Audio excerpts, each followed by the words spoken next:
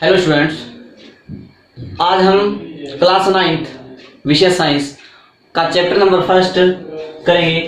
Chapter number first है हमारे आसपास के पदार्थ, मैटर इन आवर सराउंडिंग। तो हम जो इस लेसन में हैं क्या पढ़ेंगे, सबसे पहले है पदार्थ का भौतिक स्वरूप, उसके बाद पदार्थ की अवस्थाएं, पदार्थ की अवस्था का परिवर्तन, तापमान का मात्रक, वाष्पीकरण एवं अन्य महत्वपूर्ण बातें।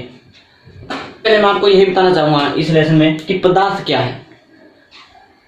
पदार्थ हर वो चीज जो स्थान को घेरे, जिसमें द्रव्यमान हो, उसे हम पदार्थ कहते हैं। जैसे हम एग्जांपल लें, मेज है, कुर्सी है, लकड़ी है, पानी है आदि, ये क्या है, पदार्थ है। यानी कि ये स्थान को घेरते हैं और इनमें क्या द्रव्यमान होता है।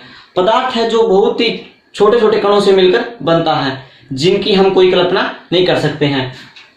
पदार्थ हर वो चीज जो स्थान को घेरे, जिसमें द्रव्यमान हो, उसे पदार्थ कहते हैं। जैसे मेज, कुर्सी, पत्थर, वायु, पानी, लकड़ी आदि, ये क्या है, पदार्थ है। और पदार्थ बहुत ही छोटे कणों से, पदार्थ कणों से मिलकर बनते हैं। ये कण इतने छोटे होते हैं जिनकी हम कोई कल्पना नहीं कर सकते हैं। इसके बाद क्या है कि कण, जो पदार्थ है वो बहुत ही छोटे छोटे कणों से मिलकर बनते हैं। तो यानी कि कण है जो, कण के क्या गुणधर्म है। पदार्थ के कणों के बीच रिक्त स्थान होता है। पदार्थ के कण निरंतर गतिशील होते हैं। पदार्थ के कण एक दूसरे की ओर आकर्षित करते हैं। पदार्थ के कणों के बीच रिक्त स्थान, यानी कि आप एक कांच का गिलास लेते हैं और उसमें कांच की गोलियां डाल देते हैं। तो जब हम कांच के गिलास को कांच की गोलियों से भर देते हैं, उसमें क्या, उस गोलियों, कांच की गोलियों के बीच क्या है, रिक्त स्थान होता है। और अगर हम उसी कांच के गिलास में ऊपर से पानी डालते हैं, तो वो पानी है जो, यानी कि कांच की गोलियों के बीच रिक्त स्थान होता है, उनमें जो समा जाता है। पदार्थ के कण निरंतर गतिशील होते हैं। पदार्थ के कण जो निरंतर गतिशील होते हैं, चाहे वो गति एक से दूसरे स्थान की हो, चाहे वो गति कंपन की हो, पदार्थ के कण एक दूसरे की ओर आकर्षित करते हैं। और यानी कि अगर दूरी कम है तो आकर्षण बल है जो अधिक लगेगा, अगर दूरी ज्यादा है तो आकर्षण बल है जो कम लगेगा। ये हमारा टॉपिक है पदार्थ की अवस्थाएं। यानी कि जो पदार्थ की अवस्था है उनको हम तीन भागों में बांटा है, ठोस अवस्था, द्रव अवस्था और गैस अवस्था।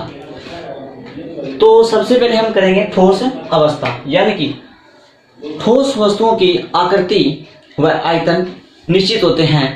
जैसे कि मैं आपको एग्जांपल देता हूं, अगर चेयर है, मेज है, अगर हम यहाँ इसको एक से दूसरे स्थान पर रखते हैं तो इनकी जो आकृति और आयतन है वो एक जैसा ही रहेगा। इसका जो आकृति और आयतन है वो निश्चित है। और इसमें पदार्थ के कण पास होने के कारण आकर्षण बल है वो अधिक लगता है। इसमें पदार्थ के कण जो यानी कि पास पास होते हैं, इसीलिए इसके जो आकर्षण बल है वो अधिक लगता है। अगला अपना टॉपिक है द्रव। यानी कि हमने ठोस अवस्था में पढ़ा था कि जो ठोस की वस्तुएं होती हैं, उसमें उसकी जो ठोस वस्तुएं होती है, उसकी जो यानी कि आकार और आयतन है वो क्या निश्चित होते हैं। लेकिन द्रव में क्या है, द्रव का आयतन निश्चित होता है परंतु आकृति है वो अनिश्चित होती है।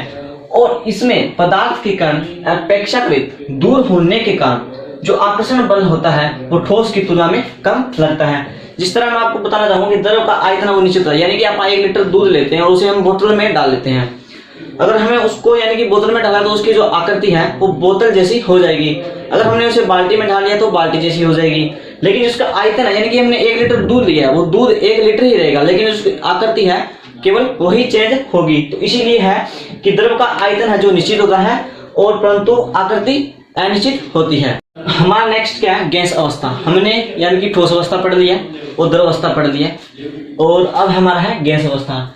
गैस अवस्था में क्या है, गैस का आयतन और आकृति दोनों क्या होते हैं, निश्चित होते हैं। इसमें पदार्थ के कण ठोस एवं द्रव की तुलना में दूर दूर होने के कारण उसमें जो आकर्षण बल है वो बहुत ही कम लगता है।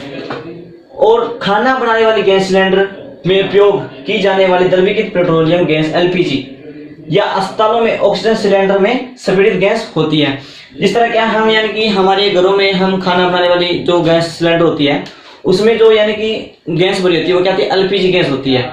और वो हाई प्रेशर के कारण उस गैस सिलेंडर के अंदर लिक्विड फॉर्म में रहती है, और जब वह गैस बाहर निकलती है तो वो गैस के फॉर्म में बाहर निकलती है। इसी तरह यानी कि हॉस्पिटलों में जो ऑक्सीजन गैस होती है वो हाई प्रेशर के कारण उस गैसों में, सिलेंडरों में जो ऑक्सीजन फॉर्म में रहती है।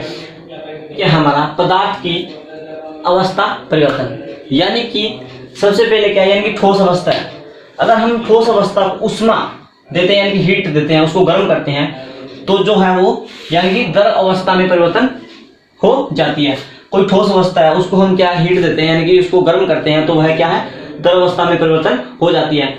अगर द्रव अवस्था को हम और हीट देते हैं, उष्मा देते हैं, तो वह क्या गैसीय अवस्था में चला जाता है। अगर गैसीय अवस्था, ठीक, गैसीय अवस्था को हम यानी कि कूल करते हैं, शीतलता देते हैं, शीतलता प्रदान करते हैं, तो वह क्या है, द्रव अवस्था में परिवर्तन हो जाता है। अगर द्रव अवस्था को हम और यानी कि कूल करते हैं, शीतलता प्रदान देते हैं, तो वह ठोस अवस्था में चला जाता है। पदार्थ की अवस्था परिवर्तन इसी यही है कि कोई ठोस अवस्था है, उसको हम यानी कि हीट करते हैं, तो वह द्रव अवस्था में चला जाता है। द्रव अवस्था को हीट यानी कि उष्मा प्रदान करते हैं, तो गैसीय अवस्था में चला जाता है। अगर गैसीय अवस्था को हम शीतलता प्रदान करते हैं, तो वह द्रव अवस्था में चला जाता है। और द्रव को हम शीतलता और कूल और ठंडा करना चाहते हैं, तो वह ठोस अवस्था में चला जाता है।